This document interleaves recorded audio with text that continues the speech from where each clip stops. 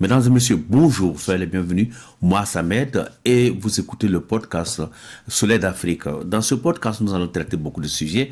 Nous allons parler, par exemple, de la société africaine, mais aussi de tout ce qui concerne le business, les affaires, tout ce qui concerne le développement personnel africain.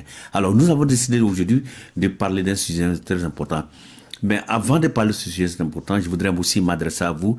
Je voudrais vous demander de vous abonner sur notre page qui s'appelle désormais Soleil d'Afrique. Ça s'appelait Wora FM, que vous connaissez le podcast, mais nous avons décidé de changer, qui s'appelle désormais Soleil d'Afrique. Cette fois-ci, nous allons parler de la culture.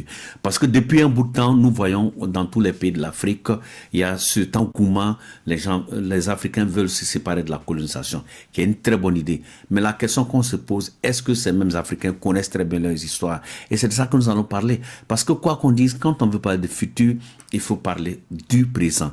Il faut parler du passé. Il faut parler aussi de tout ce qu'on attend du passé. Parce que quand vous ne connaissez pas votre passé, vous ne pouvez pas parler du présent et ne pouvez pas parler du futur. C'est ça le problème.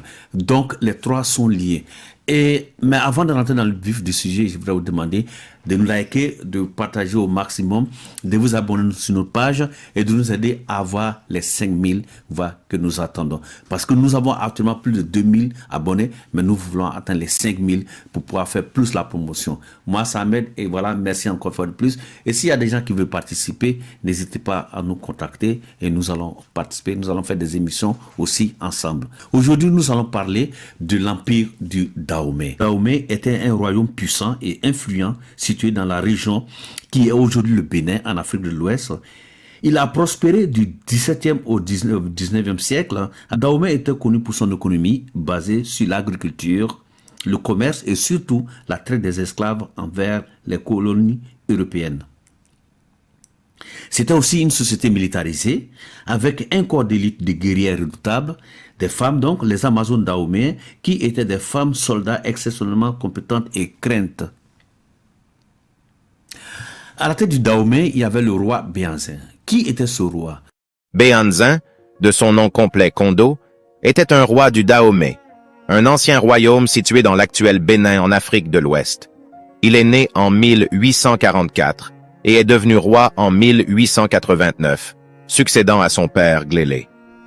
L'un des moments les plus marquants de son règne fut son opposition farouche à la colonisation française. Les Amazones de Dahomey étaient un corps militaire exclusivement féminin dans l'ancien royaume du Dahomey. Situé dans ce qui est maintenant le Bénin, ces femmes guerrières étaient une force redoutable et exceptionnellement compétentes au combat. Elles étaient recrutées très jeunes, souvent parmi les prisonnières de guerre, et étaient formées à l'art de la guerre, à l'équitation, au maniement des armes, aux stratégies militaires. Le prince Kondo est couronné au roi Béhanzin le 6 janvier 1890, après la mort de son père le 28 décembre 1889.